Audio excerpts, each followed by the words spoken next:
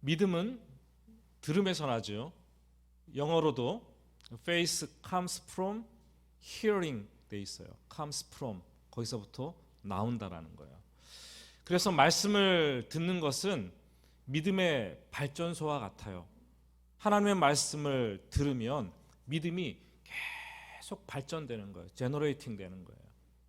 그래서 그 방법이 믿음을 발생시키는 유일한 것이기 때문에 올 한 해 2022년도 여러분들이 결단을 하고 말씀을 듣는 자리 부지런히 참석하고 또 성경을 개인적으로 통독하고 또 묵상하고 듣는 그 자리에 서 있기를 주님의 이름으로 축복합니다.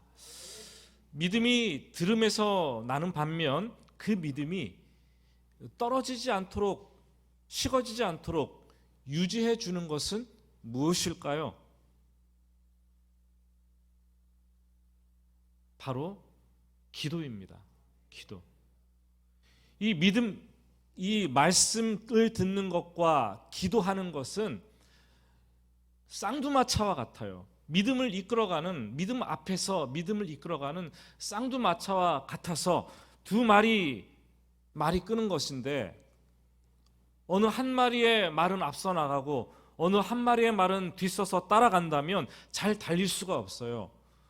우리 가운데 한쪽만 열심히 하는 분들이 있는데 균형을 잡아야 되죠. 균형을. 우리 주님께서는 이렇게 말씀하셨습니다. 내가 너를 위하여 너의 믿음이 떨어지지 않기를 위해서 기도하였노라.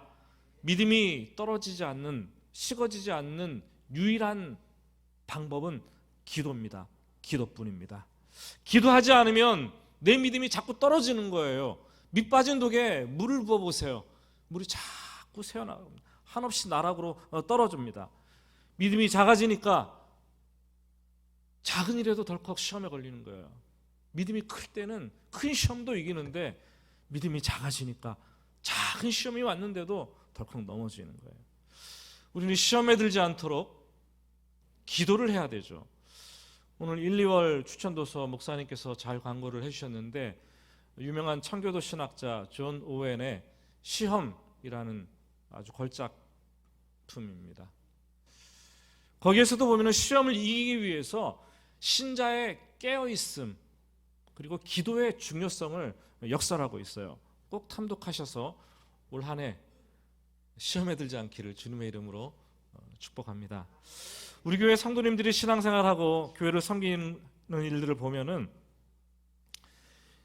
1년 동안 비가 오나 눈이 오나 한결같이 아주 꾸준하게 흔들림 없이 섬기시는 분들이 있는 반면 시작은 불같이 뜨겁게 했는데 성냥불이 확 타올랐다가 순식간에 사그라지는 것처럼 시험에 들어서 쉽게 포기하고 내려놓는 분들이 종종 있는 것을 봅니다. 분명한 것은 그것은 그 사람의 기질이나 상황의 문제가 아니라는 거예요. 영적인 문제죠. 영적인 문제. 말씀 없이 하려니까 믿음이 계속 발전되지도 않고 기도 없이 하려니까 있는 믿음조차도 다 식어지는 거예요. 그래서 시험에 드는 거죠. 믿음이 떨어지는데 어떻게 시험에 들지 않고 어떻게 작은 일이라도 감당할 수 있겠습니까, 여러분? 믿음으로 하시기 바랍니다. 믿음만이 여러분들을 이끌어가는 한 해 되시기를 주님의 이름으로 축복합니다. 오늘 새해 첫 주일 주시는 말씀을 통해서 그 어느 때보다 하나님의 말씀과 기도로 하나님과 가까운 관계를 유지하겠다고 다짐하는 시간, 그리고 주님께서 우리를 부르신 그 자리에서 사명을 한결같이 끝까지 감당하겠다는 어떤 그런 결단을 하는 시간 되시기를 다시 한번 여러분에게 부탁드립니다. 하나님께서는 이스라엘 백성들의 죄를 알릴 전령을 부르셨습니다. 1절이죠. 크게 외치라, 목소리를 아끼지 말라. 내 목소리를 나팔같이 높여 내 백성에게 그들의 허물을, 야곱의 집에 그들의 죄를 알리라. 크게 외치라는 거예요. 크게 부르라는 거죠. 나팔같이 외치라는 거예요. 뭘요? 백성들의 죄를요. 아니요, 신약 성경에서는 사랑이 허다한 죄를 덮는다고 말을 했는데, 허물과 죄를 덮어주는 것이 사랑이라고 그랬는데, 하나님 왜 구약성경 이사야 여기서는 목소리를 아끼지 말고 그들의 허물과 죄를 다 드러내라고 하십니까? 심지어 나팔을 불면서 온 만방의 죄를 알리라고 하십니까? 잘 이해가 되지 않죠. 여러분, 이유가 있어요. 병이 있으면 병이 드러나야 고치잖아요. 죄가 있으면 죄가 드러나야 고칠 수 있기 때문이에요. 여러분들이 매년 올해도 건강검진을 하시는 분들이 있을 텐데, 건강검진을 왜 하십니까, 여러분? 물론 여러분들이 건강검진을 하는 이유가 건강 상태를 개선하고 미리 예방하기 위해서 주 목적으로 하실 것입니다. 그렇지만 다른 목적도 있다면, 감추어진 나도 모르는 병이 있다면 그것을 드러내는 작업을 하기 위해서 건강검진을 하는 거예요. 병이 덜컥 예상치 못했는데 드러나면 당황스럽죠. 두렵죠. 그렇지만 그때부터 치료가 시작되고 그때부터 고칠 수가 있는 거예요. 죄도 마찬가지입니다. 감추어진 죄가 드러나는 일은 항상 두렵고 떨리는 일이죠. 그렇지만 그때부터 고침이 시작되고 그때부터 회복이 시작됩니다. 지금 이스라엘 백성들은 선지자에 의해서 죄가 드러나고 있습니다. 선지자가 죄를 드러내는 이유는 사랑 때문입니다. 사랑. 그들을 사랑하지 않으면 죄를 드러낼 이유가 없어요. 우리가 자식들을 키울 때 자식들이 잘못된 길로 가면 어떻게 합니까? 그냥 눈 감아주고 그냥 덮어줍니까? 그것을 외면하고 그냥 내버려 두십니까? 아니죠. 사랑하기 때문에 그 자식들의 죄를 다 드러내는 거예요. 그리고 돌이키라고 훈계를 합니다. 사랑하니까 죄를 덮어주라는 말은 그냥 못 본 척하고 그냥 넘어가고 눈 감아주라는 그런 말이 아닙니다. 우리 주님께서도 우리의 죄를 드러내셨어요. 그러나 십자가의 보혈로 그 죄를 다 덮어주셨어요. 마치 그것처럼 바른 길 가도록 그 죄를 드러냈지만 용서하고 회복시켜 주라는 하나님의 말씀입니다. 바른 길로 가라는 것보다 더 중요한 메시지가 어디 있겠습니까, 여러분? 바른 길 가도록 이끌어 주는 것보다 더 큰 사랑이 어디 있겠습니까, 여러분? 그것을 위해서 죄를 드러내고 있는 선지자의 모습을 우리는 보게 되죠. 여러분, 신앙생활의 핵심은 관계예요. 하나님과 나와의 관계예요. 나와 이웃과의 관계예요. 2절 마지막에서 선지자는 이렇게 얘기합니다. 이스라엘 백성들에게 하나님을 가까이 하며 즐거워하라. 하나님을 가까이 하며 즐거워하라. 그 이유가 여러분 무엇입니까?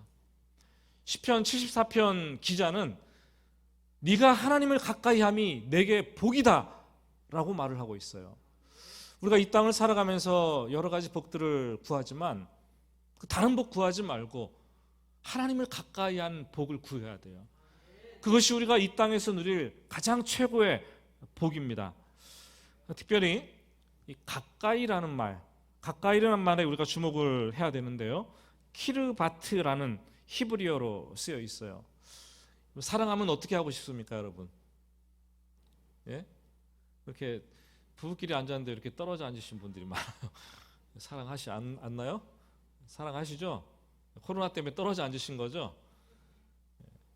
이 가까이라는 키르바트라는 단어는 사랑에서 남자가 여자에게 가까이 가서 매혹되어서 접근할 때 쓰는 단어예요. 신랑이 신부를 너무나 사랑스럽게 여겨서 가까이 다가가는 그때 쓰는 단어가 이 가까이라는 단어입니다. 신앙생활은 다른 것이 아니라 하나님과 연인이 되는 거예요. 하나님과 연인 관계로 속에 들어가는 것이 신앙생활이죠. 날마다 더 가까이, 하루 자고 나면 더 가까이, 또 하루 자고 나면 하나님께 더 가까이 나아가는 것이 신앙생활입니다. 또한 하나님께서는 이렇게 말씀하십니다. 가까이 계실 때에 부르라. 내가 내게 반드시 응답하리라. 믿으시기 바랍니다. 문제는 우리가 하나님께 가까이 있지 않으면서 자꾸 하나님을 구하고 찾고 두드린다라는 거예요. 그런 상태에서는 아무리 두드리고 찾고 열려고 해도 열리지 않는 거예요. 응답이 없는 거죠. 기도하면서 왜 기도하는데 하나님 나에게 안 주시나, 다른 사람은 들어주시는데 나는 왜 이러나, 이렇게 말하지 말고 하나님께 가까이 가셔야 돼요. 신앙생활을 하는데 안 하는 것도 아닌데 가까이 가지 않고 멀찍이 떨어져 간다면 그 사람이 시험되는 거예요. 베드로도 예수님이 십자가 고난의 현장에 있을 때, 잡혀갈 때 멀찍이 따라갔어요. 시험에 들어서 3번이나 부인하고 예수님을 저주하기까지 했어요. 멀찍이 따라가는 인생은 하나님께 응답을 받을 수 없어요. 그런 신앙생활은 하나님께 답을 구하지 못합니다. 기도를 안 해서가 아니에요. 가까이 있지 않기 때문에. 드라마를 보면은 남녀가 만나서 좋아합니다. 그리고 어느 날 한쪽이 사랑을 고백하죠. 내가 당신을 정말로 사랑합니다. I really love you. 그럽니다. 감미롭게 얘기를 해요. 그럼 사랑이, 그 상대편이 그걸 받아줘야 되지 않겠습니까, 여러분? 그런데 어떻게 얘기를 합니까? 내가 당신을 위해서 이것도 하고 저것도 하고 다 할 건데 사랑은 좀 그렇고 그냥 친구로 지냅시다.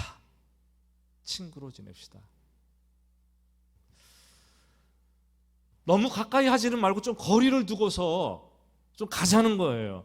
그러면 사랑을 고백한 사람의 그 억장이 무너져 내리면서 그럴 줄 몰랐네 그러고 막 울잖아요. 그런 경험 해보셨습니까? 안 해보셨어요?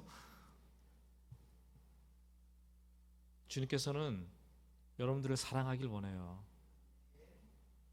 주님께서는 우리가 가까이 나아가기를 원하십니다.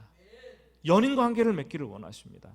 하지만 우리는 그것이 신앙의 핵심인 줄도 모르고 자꾸 다른 것에 집중하는 거예요. 이것 집중하고 저것 집중하고 또 다른 것 집중하고, 기계적으로 주일에 교회 나와서 예배에 참석하는 것으로 의무를 다했다고 생각하고, 윤리 도덕적으로 착하게 살면 됐지, 율법적으로 죄를 짓지 않으면 되지 않았느냐라고 생각을 하고, 내가 이렇게 봉사하고 충성을 하는데 얼마나 더 잘해야 되느냐. 또 어떤 사람은 부정과 이 불의를 바로잡기 위해서 사회활동에 참여하고 인권 운동에 참여하고 사회적 약자를 돌보는 것, 이렇게 하면 됐지 뭐 얘기를 합니다. 물론 그런 것들은 우리 그리스도인들과 교회가 반드시 다 해야 될 일들이죠. 절대 놓쳐서는 안 되는 일들이죠. 교회에 충성하는 제사장적인 모습도 필요하고, 세상에 사회를 향해서 사자와 같이 부르짖는 선지자적인 역할도 중요한 거예요. 하지만 그런 것들은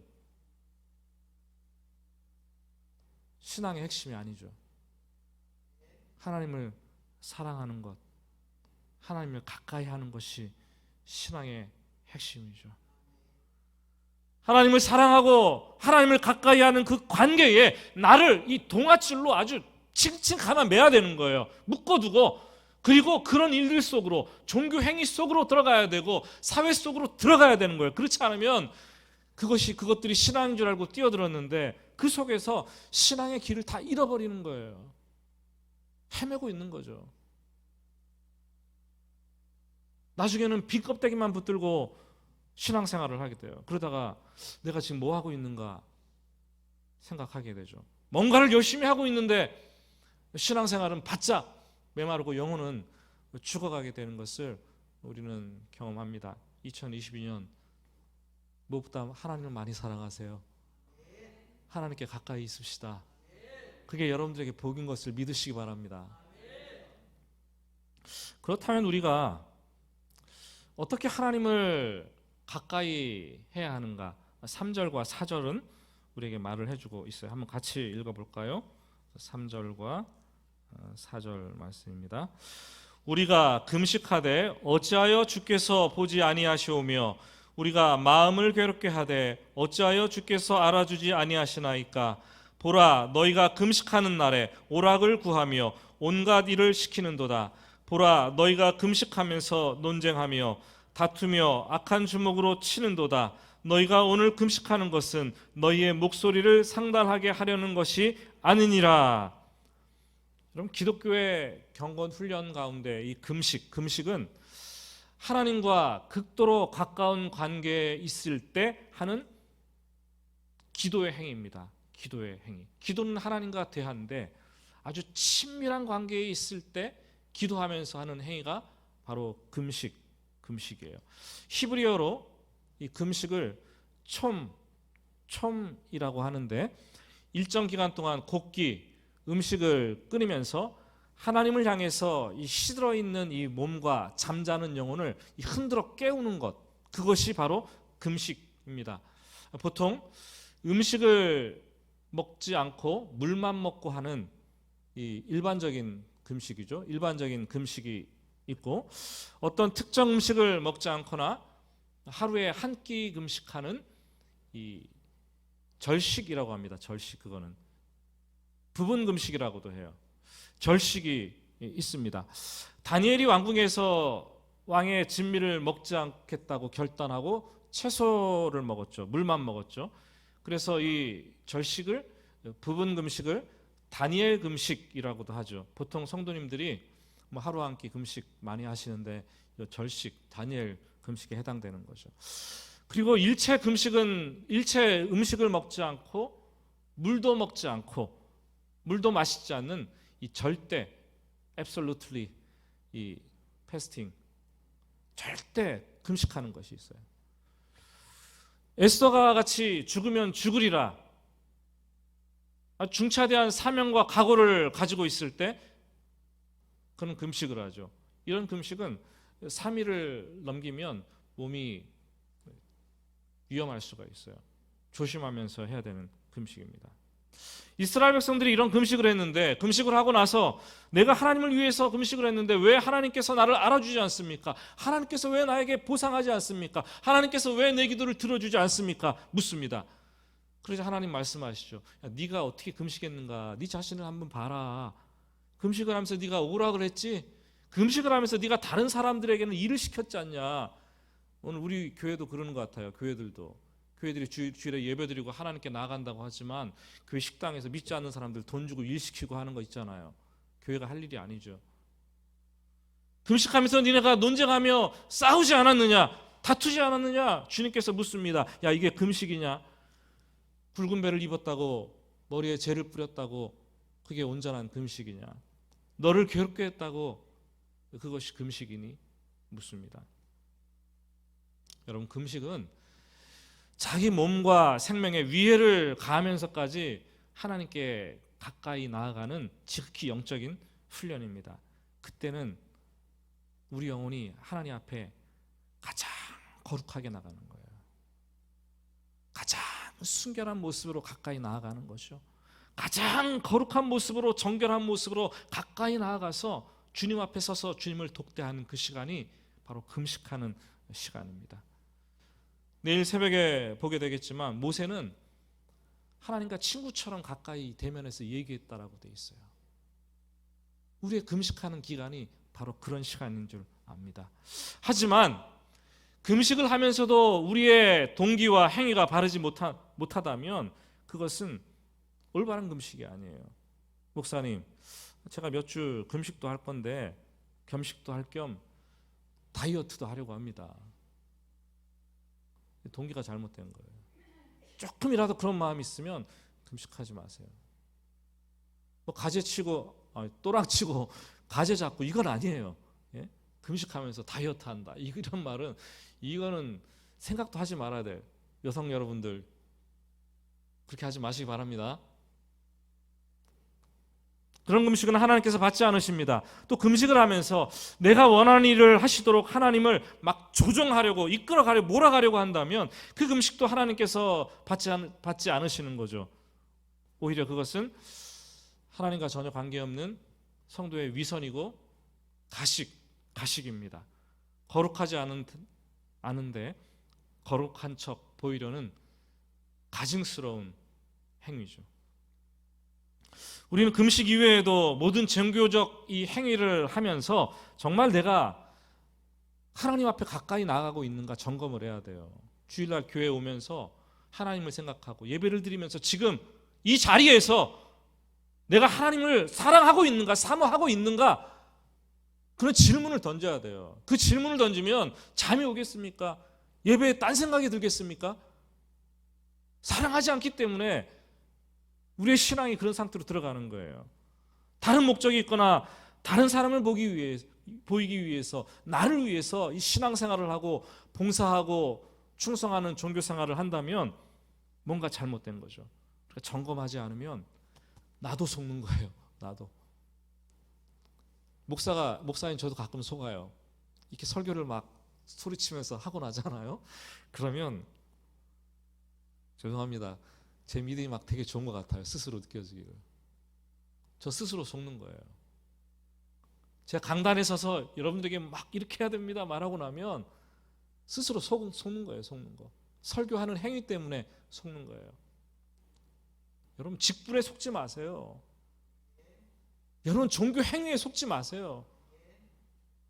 하나님과 가까이 있는 마음이 없다면 그것은 다 위선이고 가식이고 가증스러운 행위라고 오늘 말씀을 하고 있습니다.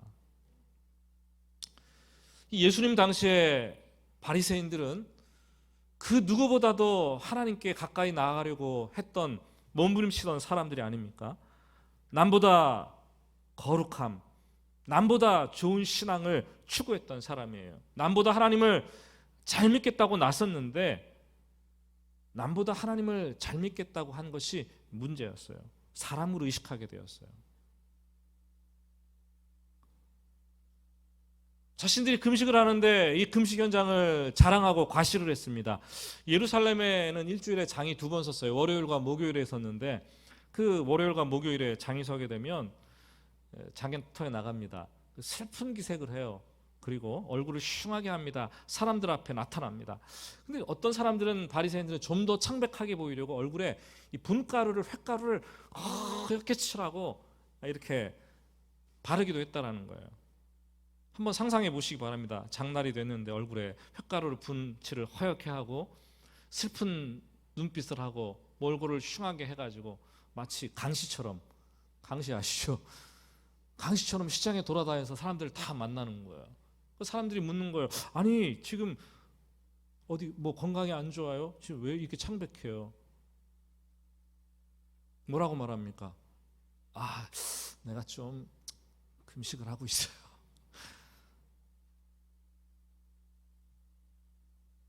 여러분, 자랑스럽게 대답했지만 그건 위선이고 가식이라는 거예요. 신앙생활은 하나님과 나와 관계를 맺는 것이고 하나님께 가까이 나아가는 것인데 왜 사람들을 의식하고 다른 사람들을 안중에 두면서 그렇게 위선적인 행동으로 하느냐는 거죠.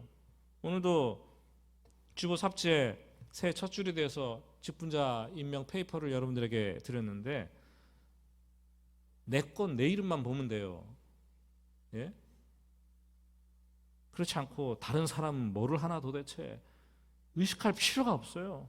왜 제가 저걸 맡았지? 내 이름은 한 번뿐인데 저 사람은 왜 몇 번이나 이름이 기록되어 있지? 이거 또 세어봅니다. 또 그런 거 하지 마세요. 그렇게 한다면 이 반쯤 바리새인이 돼 있는 거예요. 그거는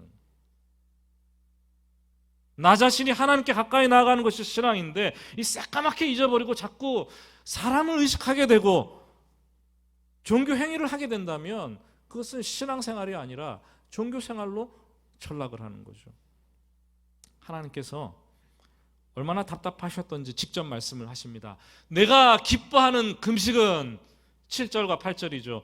흉하게 결박을 풀어주며 멍에의 줄을 끌려주며 압제당하는 자를 자유하게 하고 모든 멍에를 꺾는 것이 아니겠느냐. 또 줄인 자에게 양식을 나누어 주고 유리하는 빈민의 집에 들어가 드리며 헐벗은 자를 보면 입히고 내 고륙을 피하여 스스로 숨지 아니하는 것이 아니겠느냐. 하나님께 가까이 나아가는 것이 금식인데 하나님께 가까이 나아간다고 하면서 삶을 보니까 영 아니올시다예요. 세상에 소외하고 아파하고 신음하는 사람들을 그들과 상관없는 삶을 살아갑니다. 신음소리를 들리는데 그것들을 외면합니다. 그러면 그것은 하나님이 원하시는 금식이 아니라고 얘기를 하고 있어요. 나는 기도를 몇 시간씩 하고 방언 기도도 하고 나는 주일이면 꼬박 와서 예배를 드리는데 이런 사람들과 상관없는 삶을 살아간다면 그것은 신앙생활이 아니라고 얘기를 합니다. 솔직히 말해서 지금 우리 사회에는 교회가 할 일들을 세상에 빼앗기고 있어요. 정부도 그렇고 세상의 복지단체들이 더 많이 세상을 섬기고 있어요. 또 수많은 NGO 단체들도 뭐 이런 일들을 하고 있죠. 우리보다 더 잘해요. 훨씬 잘합니다. 저는 그것을 보면서 때로는 혼란스러워요. 우리가 이런 일들 해야 되는데 세상이 하고 있네. 오히려 교회가 세상으로부터 도움을 받고 있는 것도 같기도 하고 혼란스럽습니다. 우리가 해야 될 일을 왜 그들이 하고 있는 거지? 우리는 여기 앉아서 예배만 드리고 기도하고 말씀만 주구장창 한다고 해서 이게 신앙생활인가? 우리가 사회적 약자들을 돌보고 나라의 인권 문제에 관여하고 사회에 뛰어드는 것, 이게 복음이 아닌가 생각을 하게 됩니다. 혼란스럽죠. 뭐 애국이고 뭐 나라와 민족을 위해서 해야 되는 것들 막 가서 현장에 가서 뭘 해야 되는 것 같고 그렇지 않아요, 여러분들? 여러분 다시 말씀드리지만 신앙생활의 본질은 하나님을 가까이 하는 거예요. 하나님을 사랑하는 거예요. 하나님을 사랑하고 하나님을 가까이 하는 그 관계 속에 나를 질끈 동염에 두고 묶어두고 거기에서 제공받는 힘과 지혜와 능력으로 금식하고 봉사하고 섬김하고 헌신하고 종교 행위를 하는 거예요. 종교 행위 속으로 들어가는 거예요. 하나님을 사랑하고 하나님을 가까이 하는 그 관계 속에 나를 질끈 묶여두고 다른 사람과 사회적 약자를 섬기기 위해서 사회 속으로 뛰어들어가는 거예요. 세상 속으로 뛰어들어가는 거예요. 그렇지 않으면 바리새인이 되는 것은 한순간이고 열정을 가지고 세상 속으로 들어갔지만 사회복지단체와 다를 게 하나도 없고 보수 진보 얘기를 하는데 보수가 되고 진보가 되는 거죠. 예수님과 관계없이 그냥. 오히려 그들보다 더 못하게 될 수도 있어요. 신앙의 길을 잃어버렸기 때문에. 내가 사랑하는 주님, 정말 내가 나를 위해 십자가에 돌아가신 그 주님을 간절히 사랑하는 것, 우리는 여기에 총력을 기울여야 돼요. 총력. 이게 신앙생활의 본질인데 동시에 그러면서 종교적인 행위를 하고 사회적으로 뛰어들어서 섬기고 베풀고 사랑을 해야 됩니다. 그래야지 진정성이 있는 거예요. 안 그러면 신앙의 길을 잃어버리게 돼 있어요. 미로를 헤매게 돼 있어요. 지금 많은 기독교와 그리스도인들이 신앙의 길을 잃어버렸어요. 광화문 가서 손을 들고 외치고 인권을 외치고 사회를 섬겨야 된다고 부르짖지만 그들이 신앙의 길을 잃어버리고 있고 교회에서 열심히 봉사하고 충성하고 있지만 그 신앙의 길을 잃어버린 채 가식과 위선으로 신앙생활을 하고 있는 모습들이 오늘날 우리들의 모습이 아닙니까, 여러분? 그러나 주님을 사랑하고 가까운 관계 속에 들어가서 그런 일들을 행한다면 8절은 이렇게 얘기합니다. 그리하면 내 빛이 새벽같이 비칠 것이고 내 치유가 급속할 것이며 내 공의가 내 앞에서 행하고 여호와의 영광이 내 뒤에서 호위하게 될 것이라. 하나님을 사랑하고 가까이 묶여 있을 때 거기서부터 진정성 있는 종교 행위가 파생되는 것이고 거기서부터 이웃을 돌보고 사회적 책임을 지게 되고 세상의 빛의 역할을 감당할 수 있습니다. 오늘 11절은 그렇게 하는 교회와 성도들에게 하나님께서 영혼을 만족해 하시며 뼈를 견고하게 하실 것이고 마르지 않는 물된 동산같이 하실 것이며 물이 끊이지 않는 샘같이 되게 하시리라 약속을 하셨어요. 올 한 해 물된 동산이 됩시다. 올 한 해 물이 끊이지 않는 샘과 같은 그런 모습으로 우리가 하나님 앞에 서 있기를 축복합니다. 결론적으로 올해 2022년도 교회의 표 선구가 12절 말씀이에요. 58장 12절 말씀. 우리 같이 한번 읽어보겠습니다. 내게서 날 자들이 오래 황폐된 곳들을 다시 세울 것이며 너는 역대 파괴된 기초를 쌓으리니 너를 일컬어 무너진 데를 보수하는 자라 할 것이며 길을 수축하여 거할 곳이 되게 하는 자라 하리라. 지금 나 자신의 영혼과 삶과 신앙생활을 되돌아보면 무너진 곳들이 너무나 많이 있습니다. 도처에 무너진 곳들이 이곳저곳 주위에 산재해 있습니다. 오래 황폐되어서 이 엉겅퀴와 가시덤불이 무성하게 자란 곳들도 있고, 파괴되었는데 그대로 두어서 여후가 길을 그 파괴된 곳을 다니는 그런 방치된 곳도 있고, 무너졌는데 벽돌 위에 벽돌 한 장도 남지 않을 정도로 와르르 무너진 곳들이 있고, 신앙생활에 이 삶에 무너진 곳들이 허다합니다. 여러분, 하나님은 말씀하시죠. 바벨론 포로 시기가 되면 너희와 너희 자녀들이 그곳을 보수해야 된다라고 말씀하십니다. 지금 우리는 2년 동안 코로나라는 바벨론에 포로가 되어 있어요. 많은 성도들의 이 신앙과 삶과 종교적인 행위와 어떤 사회적인 섬김이 다 스톱되고 무너져 내렸어요. 하나님은 우리와 우리 자녀들에게 그것을 보수해야 된다고 얘기를 하고 있어요. 그것을 재건해야 된다고 얘기하고 있습니다. 중수하라고 얘기를 하고 있습니다. 이제는 재건할 때가 된 거죠. 우리 성도님들이 종교생활 하지 말고 하나님을 사랑하고 하나님을 가까이 하면서 거기서부터 나오는 힘으로 신앙생활을 합시다. 그리고 교회가 세상에 무너진 곳을 보수하기 위해서 힘을 다해서 다시 한번 일어서는 그런 한 해 2022년도 만들어갈 수 있게 되기를 주님의 이름으로 축복합니다.